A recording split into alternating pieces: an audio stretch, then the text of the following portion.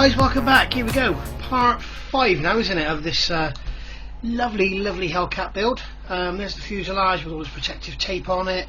There's my 2 rear bulkheads. Yes, I've now got 2 kits, in case you didn't see my little chat.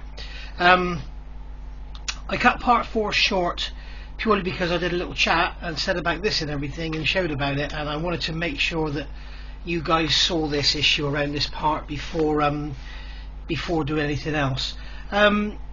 I've had a couple of comments. Thank you very much, very valuable comments.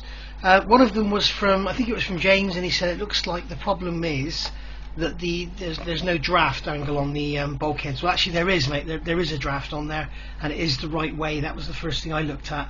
I think basically they're too fat is the main thing, and then they need to be trimmed down. But I'm surprised because they must have built, you know, samples at Airfix and had the same problem. I'm surprised they didn't change the tooling, but I suppose that is a metal on situation to make that smaller. So I guess, yeah.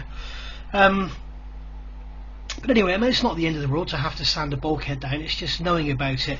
It's just if you're foolish like me, go on and build it all together and then realise afterwards, you know, if you went on and did it the way they're saying and glued it all in and then found out, I don't know what you'd do.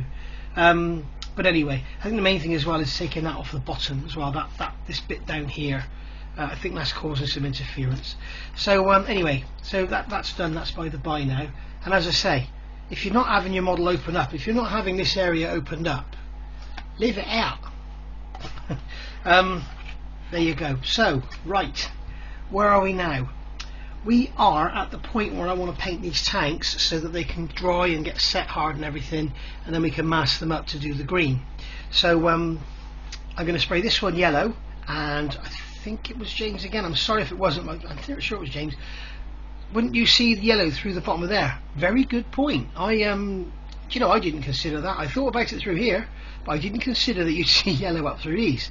So what I'm going to do is spray this yellow, and then I'm going to put some mask in there, some masking fluid in there, and then I think what I might do is spray it black, and then put some more masking fluid in there, and then spray it the green, and then we might see a shadow. I know it's pathetic, it's going to be right up inside, you're not going to see it, but I do like to play like that. The other kit I'm doing, all this is going to be closed up, so I'm not even going to be doing any of this, so we can forget all that. So what I'm going to do first of all is spray this white. So I'll use XF2 white on that one, heavily thinned, and then I'll spray XF3 over the top, again heavily thinned, with Mr. Colour leveling thinners, which is basically the juice of model painting. And then I will do this tank with AK Extreme Metals, purely because this is a pretty fuss-free material that looks half decent. I wouldn't use this particular aluminium. I haven't tried any others, so I'm not going to comment.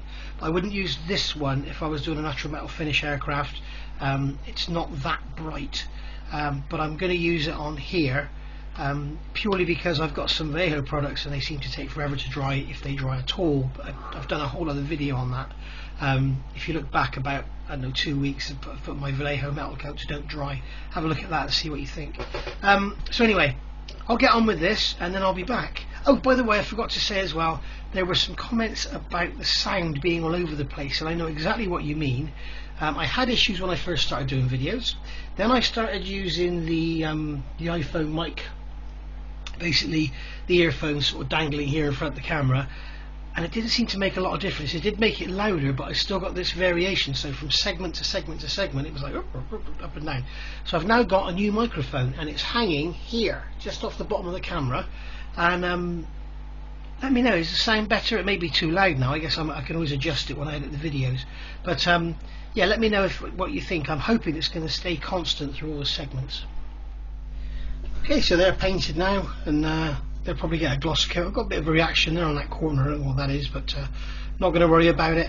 I drilled a hole. I might put a cable in to simulate the pipe, and then there's the oxygen bottle there, all sprayed up nicely. And yeah, as suggested, I've done the bottom yellow as well, so get masking on that soon and we'll be away. So this here now needs to be fitted into the fuselage, so I'm going to pop this under here, and just part 4 is just loading now, and it's just processing, so that means it's going to be up very, very shortly. So I don't know why I'm bothering saying that, because you're watching this after that's gone up, aren't you? So I'm going to use my quick setting initially. And if you remember, going back to section 4, what I wanted to do was get these together so I can remove it all and paint it all as a sub-assembly away from the fuselage. So they're glued together now, like so. And now I want to put this top piece in. Now this is the piece of plastic card I made and just chucked on the floor. There we go. So it goes that way round. So I need my tweezers. I'm going to grab it in my tweezers and then put some glue on here. Hopefully I can just plonk it in and it will stay there on its own. There we go. Now I just want to nudge that over a bit.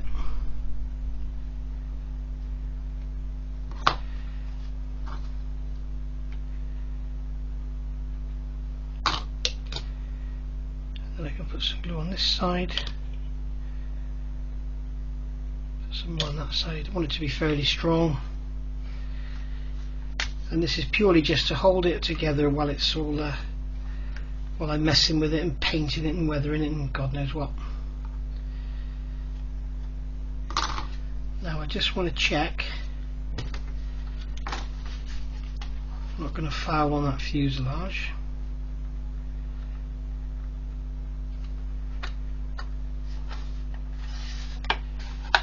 Okay, so that's good. The top goes together, the bottom goes together. Cool. Everyone's happy. Well, it stayed in that side now, so that's good. It's a good thing. So there we are. So that's all together. Just run some glue along that joint now because I want that to be strong as well, so it doesn't fall apart while I'm working on it. And there we are, guys. After all that work on that bulkhead, it's in. What I'll do is just put these together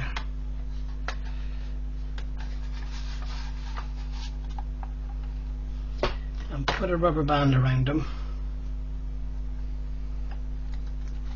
just so that everything's held in its final position.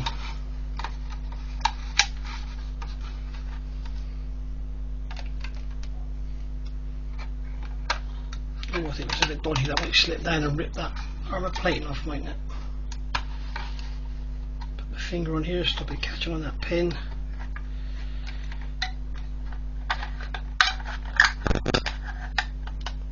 There we go. So that's all held together now. This I wish they hadn't put this antenna on that, bound to get broken off. Okay, so that's how it all goes, and that will clamp together there, and that'll go down on there, and everyone will be happy. So there we go. I'm happy with that. Let's leave that to dry and crack on with something else. Okay, in part 4, I asked the question about this: should this be green? Have they got it wrong, saying that should be blue and that should be green? Should it all be blue or should it all be green? I can't see that it would be two different colours in there. When you think about the manufacturer, you know, why would they have gone to the trouble of painting that blue and have that green? Unless this was all painted first and then they riveted that in, but I can't see that at all. So yeah, let me know, guys. So I'm not going to do anything with that yet. What I'm going to do, go over the page, and we've got all this radio gear, and obviously with this one, the blue Hellcat, that'll be known as the blue Hellcat and the green Hellcat. The blue Hellcat is going to have all that radio gear in there, and I think I might tart it up a bit with some wiring. So again, this is great. I'm going to do a massive box, and all I need is this by the side of me. I could work in a space of an A2 cutting mat. So I want E1, E12 and E14. So where's my snips? E1, E12, and E14. There we go. Don't forget, guys, let me know what the sound's like. I'll be interested to see what it's like when I edit this. In fact, because I've got a new mic, I might even put this out as another short one so I can get it out today and see what it's like. But I don't know if maybe 3 videos is too much for one day. I know it upsets people when they have too many notifications.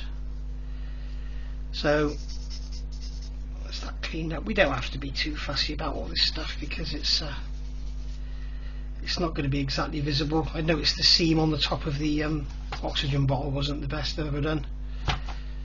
In fact, that Saturn V build I did, the 2-foot tall rocket, has got better seams than that little tiny oxygen tank. So yeah. So this is going to go on the front. Now I don't know if this should be a sort of joint that you see, or should it not. I would imagine it's not. I would imagine it's like a steel box and the radio gear all pulls out the front. That's what normally happens.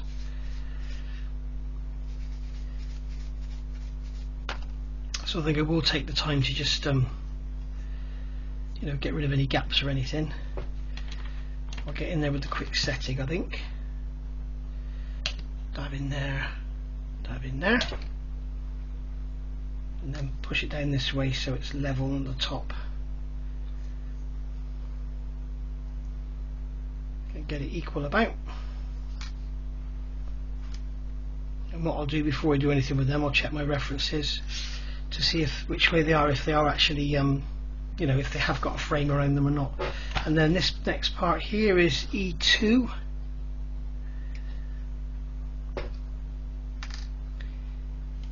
E11, yeah,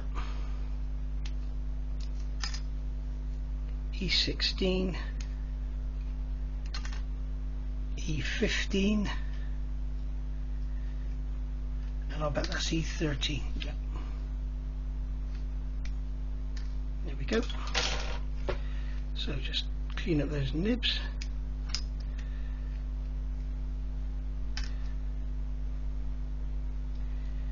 Let me get the sander on them. And it sounds like you guys are happier with the camera closer as well. So what I've done, I've actually measured the distance the camera is from the bench, so I try and keep it constant for all my videos then. I do move it from time to time, and every time I go out, obviously because it's my mobile phone, I take it with me, so I'm forever moving it. But once I've got enough money up together, I'm going to get a proper camera, proper microphone. This microphone we've got now was £6.76, I think it was, on Amazon. So if it hasn't worked, I won't be surprised, but it's probably better than what we had before. But it actually comes with those big fluffy balls that you get around the end of mics to hide the wind noise. It comes with like 3 of them, and you get 3 of the some ejector pin marks on there that have to come off. You get 3 of them, and you get 3 of the foam ball type as well, and you get an adapter lead for a PC. It's like, for the money, it's absolutely crazy. And you think the distributor's got to be making some money on it as well, so. And then Amazon make their bit, so God only knows what it cost originally. Just get rid of those ejector pin marks because they will be visible. No, they won't. That's the top half, not the bottom half, you idiot, Nigel. Right. So that was time wasted. So just get rid of these marks here.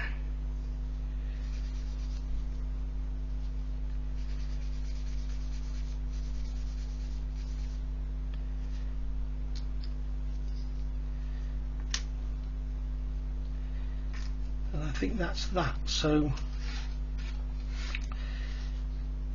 get on and glue the front onto that one.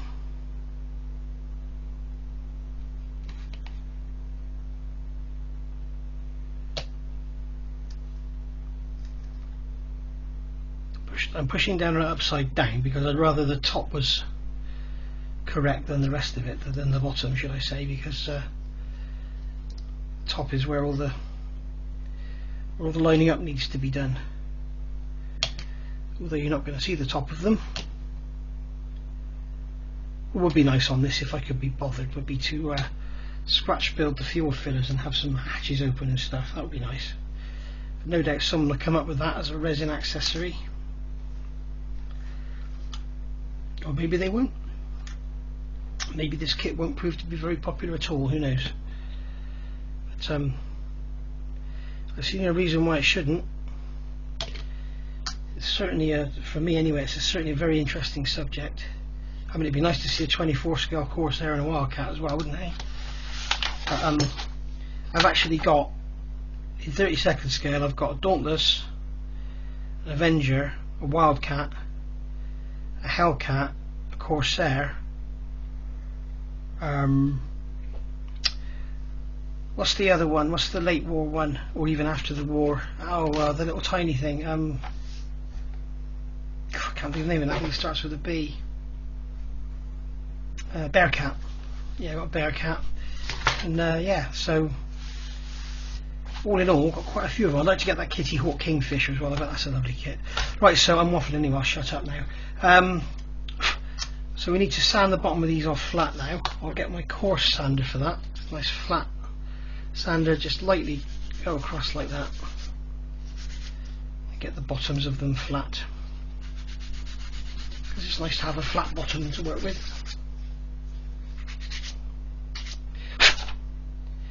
There we go. Just looking over, and it has actually uploaded now and all ready to go. It's what is it, 6:25 on Monday evening, Monday the 24th of June 2019. So that's ready to go on there, but I'm not going to fit them yet. I'm going to see if I need to deal with these seams, because if I do, then it'd be easier to just do them like that rather than have to work it, you know, into a corner, like work into that corner there, say. So what I'm going to do is leave that for now, and then I'll come back to it in a minute. Okay, so here we are. Right, it's now Tuesday morning. Did a bit more work on these radios this morning. I put some filler around those seams last night and rubbed those down and got rid of that. And then look up underneath, we sort of had this flat plastic base underneath. So what I thought I'd do is actually cut that base off of there, and then I've put some plastic card in there to represent the three radios, and they sort of sat on two rails like that. So when we look up inside, we'll see that instead of the flat plastic panel. This one sits right above it, so all I've done is just scored a line in the middle just to give it something to look at, you know. So when you look up underneath through the hole, you'll kind of see something like that sort of thing. So there we go. So that can all get put to one side and painted now. We're getting quite a stack I'm building up here. The oil tank, the water tank, I decided I didn't like it, so I gave it a prime with some Mr. Surfacer 1200, and then went over again with the AK Extreme Metal Aluminium. So that looks a lot better now. It looks perfectly good to look up through there, and there's the oxygen tank all ready to go. So that needs some masking and painting now. So and also I think it was Daniel Williams, was his name? Daniel Williams, thank you very much, mate. Suggested in the comments on part 4 that Tamiya XF17 is the correct colour if you don't have the guns. So what I've done, I've got my little mule wing here. This is a Heinkel 111 wing. Basically, I don't know if you can see there, I spilled plastic cement on it and it ruined it. So this is now my dummy. This is testing out the DM Models masks for the Liberator, and yeah, really good. The stars and bars there, you can see that's painted on, that's not a decal. So really nice. And there I was showing how you can weather it back and sort of, you know, you can rub it down and make it sort of look worn out and distempered and stuff. So yeah, really cool. So what I did here, this area here, you can see there's two colours. There's two areas there. They're over white primer, and there's a band in the middle so it shows the primer showing through. It's all covered in dust. This is the guns. This is C365 gloss sea blue. They call it gloss sea blue on the bottle. And then this one is Tamiya XF17, so you can see it's totally matte, whereas this one has got like a satin sort of finish to it. And you can also see, if I can catch it in the light, that this this Mr. Hobby paint really pulls down. And this was only painted about 20 minutes ago, and you can hear it's not quite dry. If I held it tight, I could probably put a thumbprint in it, but it's there. So XF17 gloss sea blue, and you can see the colour is pretty much identical. And then what I did, I went across the top of it here, across the leading edge, with some X35, yeah, X35 semi-gloss clear Tamiya. I've gone across there, across both, so you can see it hasn't affected the look of the Mr. Hobby at all, but it's given a slight sheen to the XF17. So, you know, if you're building a heavily battered aircraft, maybe go for the XF17 and then you can bring the gloss up, or you can go for the guns paint and take the gloss down. The beauty of the guns paint is, like I say, it pulls down, it's very, very hard wearing, and you can really sort of go at it with your weathering and stuff, whereas the Tamiya paint, it's, you know, it's not so tough. See this one, they were both sprayed one after the other, and I can't really scratch that off, but that one is easy to scratch off. So, you know, the guns paint is a lot more hard wearing. So there you go, there's your choice. But if you can't get guns where you are, go for the XF17, because the colour is nigh on identical. Alright, so thank you there, and yeah, I didn't think of that one myself. Okay, bitty stuff at the moment, isn't it? Sorry, I'm darting between bits and pieces. So we've got the oxygen tank all masked up, ready for painting the base in green. What I've done here, I have a little play really. I've basically painted in the holes yellow, as you know. Then I put some of this Mr. Masking Sol in there, and painted it grey. And then I took that out and then I filled the holes up with masking fluid, and I'll paint it green. So you should get this sort of faded into yellow effect with the grey. I don't know, it's going to look, it might look awful, but we'll see. I've also masked up the water tank here and used the Masking Sol in the little bits there around the clamps. Then I've masked up the fire extinguisher, and we've got the battery or the radio racks there ready for painting in green. Assembly. This stuff is amazing. It's very similar to this. This is Vallejo liquid mask. This one I don't like. It's a lot thinner. It's a lot more runny, as you can see. The problem with it is, I find, is it sticks to everything like glue. So when you come to get it off, it's quite difficult to get off. Whereas this one, it's much thicker. As you can see, it's like a gloop.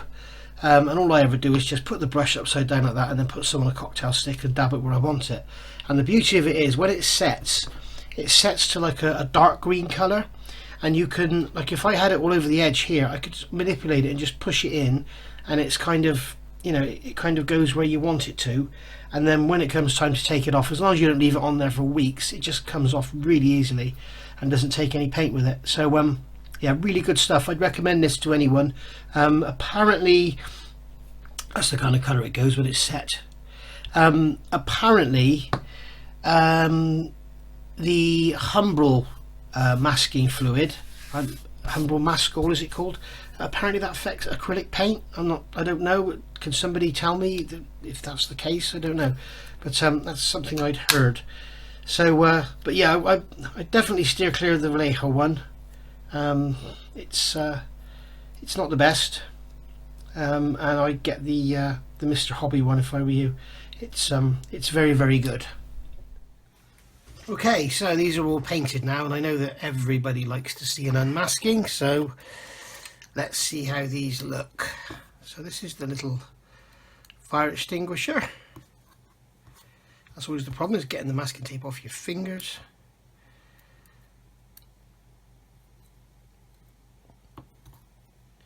That's looking pretty good. Not that it really matters, because it can't be seen behind the seat anyway. This is the good thing about the second build, is I'll be wise to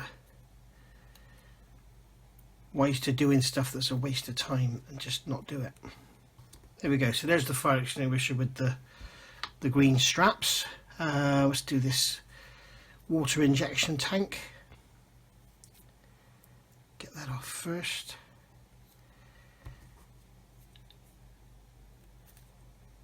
Be careful with the tweezers on here because the metal colour paints. You'll see that afterwards I went in with some stainless steel and just painted those clamps in. Yeah, you need to be careful with the tweezers because the metal colour paints, all of them, it seems to be whoever makes them, are very, very fragile. One thing I will say that is good about this AK paint is you can mask straight onto it.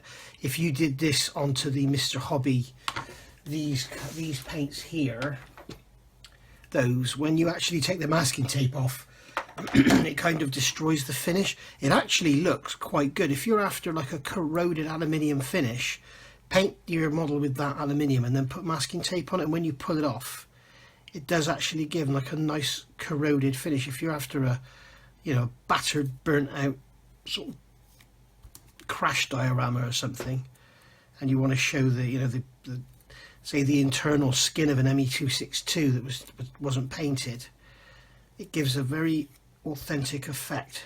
Give it a go and see what you think. Right, so where's the end of this tape? Here's one bit.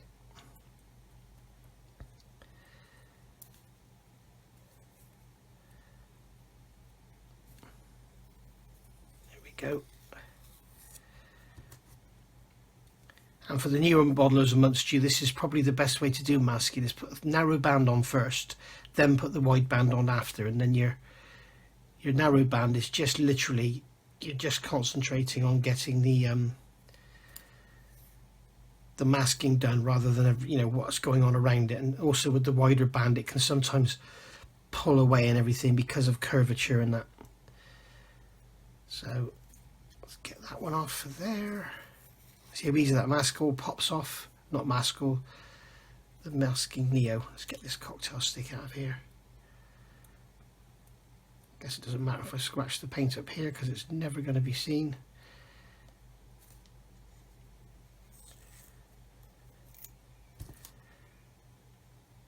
And where's the joint in that tape? There it is.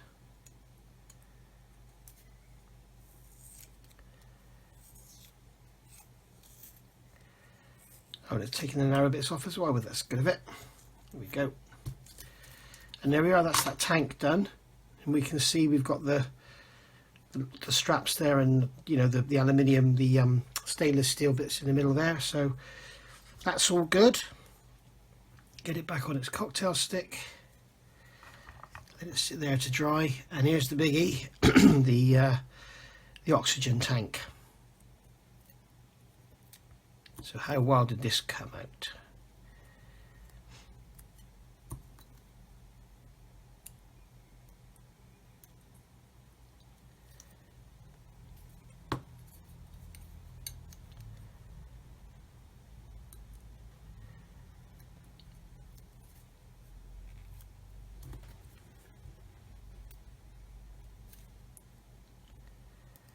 My dog's about to bark because it sounds like, well, she's obviously heard the postman from 37 miles away or something.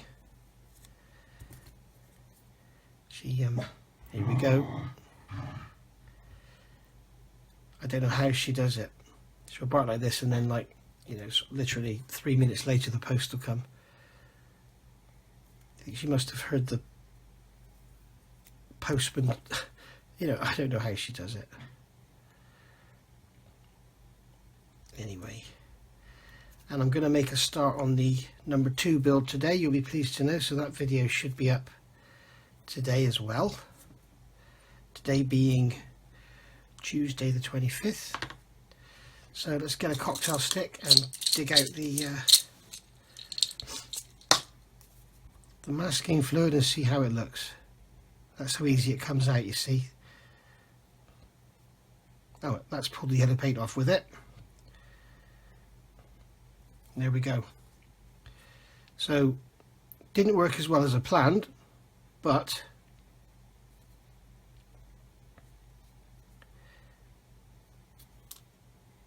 it doesn't look bad. when you think you're going to look up from underneath, that's what you're going to be seeing. I think what I'll do is just run a bit of yellow paint in there. For some reason, maybe because I've put 2 applications in, it's attacked the yellow paint and pulled it off. That's amazing. I've never seen it do that before. But it is Tamiya paint and it is straight on plastic. It's not primed. I don't generally, I think a question was asked about priming. I don't generally prime in areas that aren't going to be touched. So like for instance, if I was doing a tank with interior detail, I wouldn't prime the interior, but I would prime the exterior. This will get a coat of primer over all the outside surfaces, and generally anything that needs, you know, special attention like metal colours, that would get a primer. But generally, like the cockpit and stuff, that black base is almost like a primer. I won't use a primer on stuff like that. So there we go, guys. There's our tank. Absolute waste of time doing the grey because you can't see any of it. So I'll just give it a wash and. But I think it looks better, and something in hindsight I wish I'd done is drilled through here to make that look like a strap coming down rather than a solid wedge of plastic. I mean, it's not too late, I could still do it, but I probably won't bother now. But certainly by just, you know, a bit of work on that part, drilling through that hole there, opening these holes up here, you know, I think you can really make a difference in the appearance. So there we go.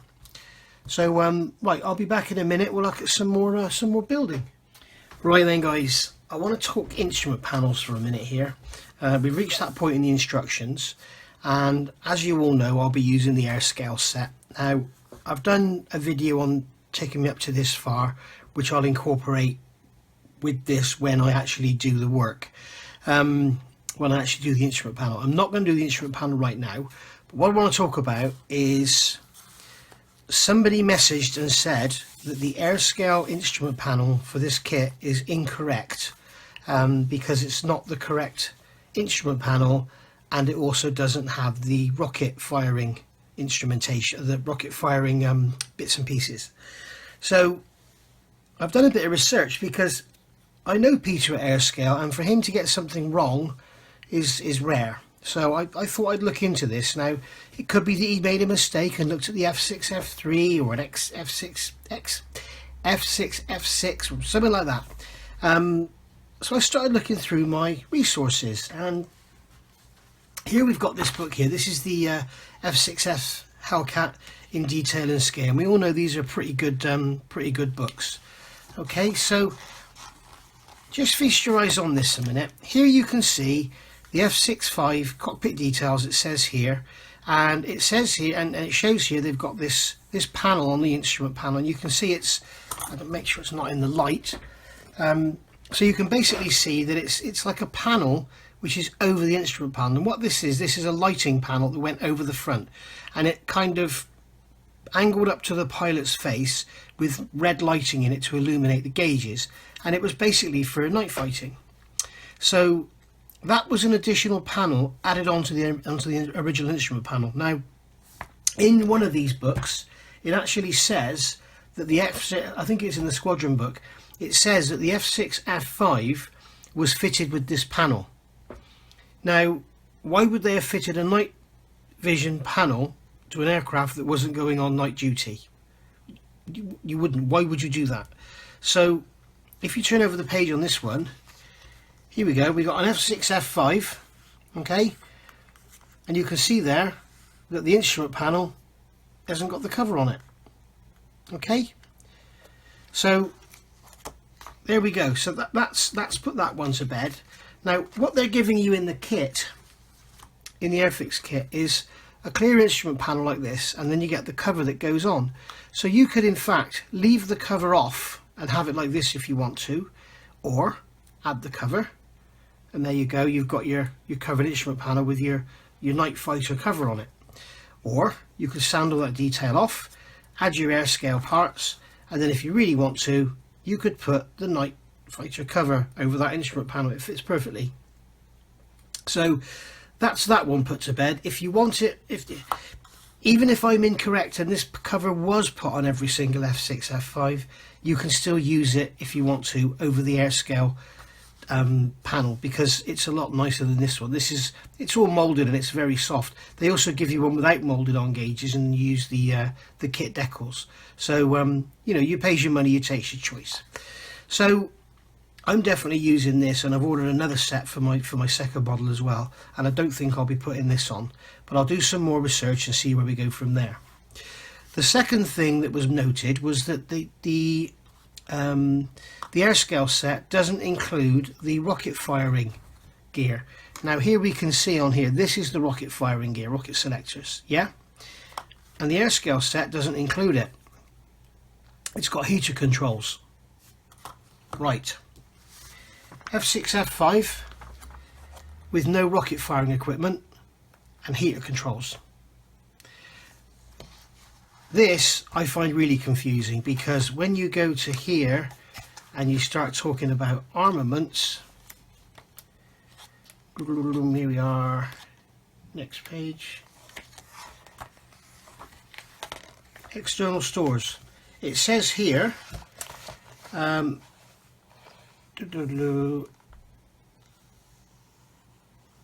and 3 0 length rails for these rockets were standard under the wings of the F6F-5. So there's a picture of an F6F-5, but it doesn't have any rocket firing equipment. So God only knows the answer to that one. So basically what I say, I mean, here's a picture of the F6F-5 with that cover on and with the rocket firing equipment. And apparently this is a very, very accurate aircraft, this one. This is in the Walk Around Squadron Signal Publications book. So, you know, and then if you go back here, they've got pictures of the F6F3, and the center console has the heater controls, heater and fresh air. Okay, so basically what Peter's done, he's given you the option. Now, what I think I will probably do is cut this PE off, leave the rocket controls on there, and have the rockets on the aircraft, but use the top part of it as you know, for the on the kit, and I'll leave that there. Maybe even cut this out and then put it onto that PE. We'll see, but we'll cross that bridge when we come to it. I'm not going to do this right away, because as I say, I don't want this all hanging around while I'm doing all the other work on the rest of the cockpit. I'll do this when I'm ready to put it in. So so I hope that's cleared things up for you guys. If I'm wrong, please tell me, but I'm going to argue, because you know, these books I've got, the pictures, the words tell a different story to the pictures, but pictures don't lie. So I'm going to go with that, and I think what Peter's done here is great. All right, so let's move on. Right then, guys, this is going to be the final segment for this part 5. Reason being, I'm going to be working on this side console using the Airscale stuff, and for people that haven't used Airscale stuff before, I think it would be good for you to see basically what you do. It's not like Edard. It's different. It's not worse. It may not be better. It's got its pros. It's got its pluses and minuses, as does Edward. But yeah, I want to show people basically what I do and how I use it. So this part here is going to go in. This is part E17. They were a boy band, I believe, and just getting rid of this. A lot of moulding, funny moulding marks and seams, and you can see there there's steps all over the place. It's really weird. But quick swipe with the skiddy stick, and they're gone. So it's not an issue. Right, so we're going to put this in here, in those grooves, and it fits beautifully. And again, what we're going to do is we're going to clamp everything in place and then glue it. So I'm going to put a bulldog clamp on the top, and you can see that when I do that, everything else wants to move around. So I'm going to clamp the whole thing and glue it if I can. I think I can get a peg on there, and that holds that down. So if I just put the peg on that tip there, another one there, and then another one here, I should be well away. And that bit down there needs to be clamped down, I think. I don't know how I'm going to get onto that. Can I move that over? Yes, I could hold all of that down with that clamp, and then possibly get in here yeah, there we go. So there you are. That's how I've done it. Feel free to copy me, or if you know a better way, then do it your way. Oh, there's obviously somebody daring to walk down my road. How dare they come anywhere near the house? So, getting the glue in there.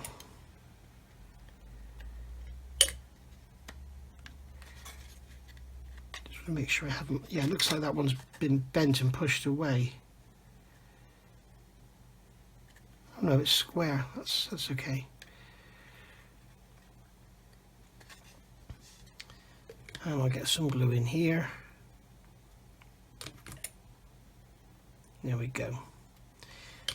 And I would be tempted here, once this is all dry, to put Mr. Surfacer in these seams to make it all look like one. But when it's washed, the groove that's there will take the wash beautifully. Or actually, no, there is quite a gap on that one. I probably will use some Mr. Surfacer and the alcohol to remove it. So that's that all done. So I'm going to leave that now to dry. And as I say, the next part we'll be going into this here, which is 2 complicated mouldings. It's going to require a lot of cleanup, and we're going to be using the air scale parts, as I say, to really make them pop. And it's not just a case of sanding flat and sticking photo etch on like some others. So thanks for watching this. This has been part 5. I think what I might do now is go and crash on with my Fleet Air Arm build, and then come back to this one and do that. Alright, so thanks for watching, and I'll see you soon. And if you haven't hit that like button, please hit it now, and don't forget to subscribe. And if you have subscribed already, thank you very much. And if you've donated on the Patreon channel, thank you very much for that too. We're building money up to get a new camera and a better sound system as well. So see you all soon. Thanks for watching. Bye bye.